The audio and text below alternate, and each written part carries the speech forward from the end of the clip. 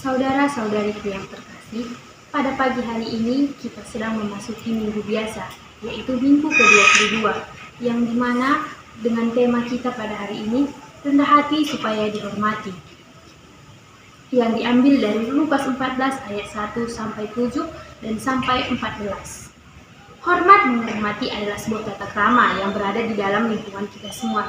Tata krama adalah sebuah perilaku yang sopan santun yang dari turun-temurun sudah kita terapkan. Dalam tata krama ini, bukan hanya kita yang diminta untuk menghargai seseorang, melainkan orang lain juga harus menghargai kita. Ini diterapkan agar cara kita dan cara hidup semua orang dapat kita tumbuhkan menjadi sesuatu yang hidup rukun, damai, dan sejahtera. Tapi dengan cara bagaimana orang lain dapat menghargai kita dan kita juga dapat dihargai di tengah-tengah orang lain. Pak, itulah yang akan kita bahas pada minggu hari ini.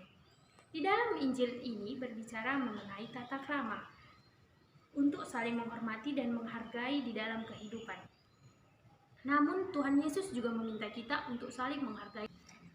Tuhan Yesus juga memiliki sebuah perumpamaannya, jika setidaknya engkau pergi ke sebuah pesta atau sebuah perjamuan, janganlah engkau duduk di paling depan, karena mungkin saja tamu kehormatan lebih tinggi atau lebih pantas dibanding engkau yang berada duduk di tempatmu tersebut. Dan janganlah engkau marah jika Tuhan berkata kepadamu, hai sahabat, silahkan pergi. Namun jika kamu pergi ke sebuah perjamuan, duduklah paling belakang, karena bisa saja kamu adalah tamu yang paling terhormat di antara orang lain. Tuhan Yesus di dalam Injil pada pagi hari ini juga berbicara mengenai tata krama yang sudah melekat di dalam kehidupan kita masing-masing. Tata krama untuk saling menghormati dan menghargai dalam situasi apapun. Namun Tuhan Yesus juga memiliki penyampaian memberitahu tentang sebuah tata krama. Ia memiliki sebuah perumpamaan. Perumpamaannya yaitu, kalau seorang yang mengundang engkau ke sebuah pesta perkawinan, janganlah engkau duduk di tempat terhormat, sebab mungkin orang itu telah mengundang seseorang yang lebih terhormat dibanding engkau. Kalau seseorang mengundang engkau ke pesta perkawinan, janganlah engkau duduk di tempat kehormatan, sebab mungkin saja ada orang yang lebih terhormat diundang pada pesta tersebut. Tetapi sebaiknya engkau duduk di bangku paling belakang. Mungkin saja tuan atau pesta tersebut meminta engkau dan berkata, hai sahabat, duduklah di tempat kehormatan. Nah, dengan begini, dengan sendirinya orang akan lebih menghormati engkau. Kalau seseorang mengundang engkau ke sebuah pesta perkawinan atau sebuah pesta perjamuan, janganlah engkau duduk di tamu kehormatan, sebab mungkin saja ada orang yang lebih terhormat diundang ke pesta tersebut dibanding dengan engkau. Melainkan sebaiknya duduklah paling belakang, karena mungkin saja tuan tersebut mengatakan kepadamu, hai sahabat, duduklah di tamu kehormatan. Nah, dari situlah kita tahu bahwa kita tidak perlu meninggikan kita, karena dengan begitu kita akan dihormati dengan sendirinya tanpa harus kita yang datang kepada orang tersebut. Dalam Injil tersebut, Tuhan mengatakan juga, sebab barang siapa akan meninggikan dirinya, dia akan direndahkan, dan barang siapa yang merendahkan dirinya, dia akan ditinggikan. Yang terdapat pada Lukas 14 ayat 8-11. Maka dari itu saudara sekalian, untuk apa kita meninggikan diri sendiri? Padahal Injil hari ini juga berbicara untuk saling menghormati dan melengkapi. Maka dari itu, jika kita rendah hati, jika ingin dikasihi dan mengasihi, kita harus mengasihi seseorang. Jika ingin sama seperti pada minggu hari ini, jika kita ingin dihormati, kita juga harus lebih bisa menghormati seseorang. Rendah hati agar dihormati. Kita ambil contohnya seperti dalam sebuah organisasi OMK. Dalam sebuah organisasi OMK, kita diminta untuk memberikan pendapat kita masing-masing. Mungkin saja kita menganggap pendapat kita lebih baik dibanding orang lain, lalu kita menekankan pendapat kita itu sendiri.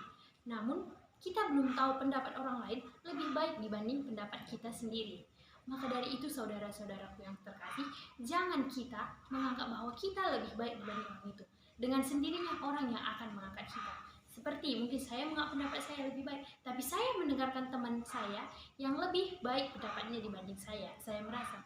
Nah, dan disitulah bahwa disimpulkan bahwa pendapat saya lebih baik, maka dari situ saya dengan sendirinya, bukan dengan saya yang meminta, pendapat saya akan diangkat dan dijadikan lebih baik. Maka dari itu, sama seperti perumpamaan yang diberikan oleh Yesus tersebut. Sebab barang siapa yang meninggikan dirinya, ia akan direndahkan. Dan barang siapa yang merendahkan dirinya, ia akan ditinggikan.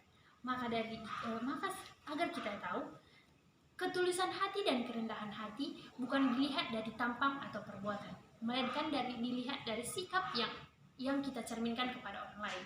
Mungkin kita berbicara bahwa kita orang yang paling benar, namun sikap dan perbuatan kita tidak menunjukkan bahwa kita orang yang patut untuk dicontoh. Maka dari itu, kita tidak boleh meninggikan diri kita sendiri, karena lebih baik merendahkan untuk mengalah dibanding meninggikan diri kita namun dianggap rendah oleh semua orang yang ada di dekat kita. Dengan perumpamaan ini, jelas Yesus juga mengakui adanya tata krama yang berada di dalam kehidupan kita sendiri.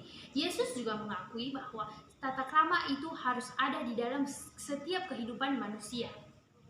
Sama seperti surat yang pertama dikeluarkan Rasul Petrus, yaitu hormati semua orang, istimewahi semua orang, dan hormati jugalah rajamu.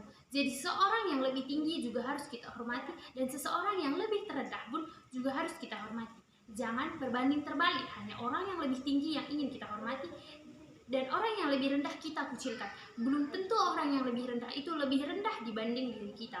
Makanya saudara-saudari yang terkasih,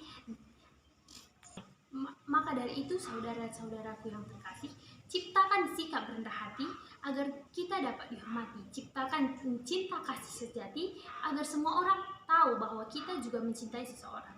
Bukan hanya kita menghormati seseorang yang lebih daripada kita, melainkan juga seseorang yang rendah atau menurut kita di bawah kita juga harus menghormati orang tersebut. Sebab satu-satunya hal yang terbaik untuk kita capai dalam kehidupan ini adalah kesejahteraan untuk kita, masyarakat, ataupun yang lain. Jika dengan menunjukkan sikap rendah hati, kita dapat hidup damai, tentram, rukun, dan damai di dalam kehidupan ini. Untuk apa kita meninggikan hati jika nantinya pun kita akan bertemu di sana, tepat dan bersama-sama di sana. Untuk tujuan itu, sikap yang paling tepat dari kita adalah rendah hati. Menurut Santo Antonius juga berkata, sebab satu-satunya yang kita cari di dunia ini adalah kedamaian dan kesejahteraan. Untuk apa harta melimpah jika kita tidak bisa berdamai dengan seseorang ataupun dengan lingkungan kita saja? Untuk apa harta melimpah jika perpecahan dan peperangan selalu kita hadapi? Untuk apa? Karena nantinya kita juga akan pergi ke tempat Tuhan Allah kita bersama-sama dan memiliki hidup kekal di sana. Jadi di dunia ini hanya bersifat sementara. Jadi janganlah kita menganggap diri kita lebih hebat dibanding orang-orang yang di bawah kita, karena belum tentu orang-orang di bawah kita memiliki harta terbesar di surganya sana.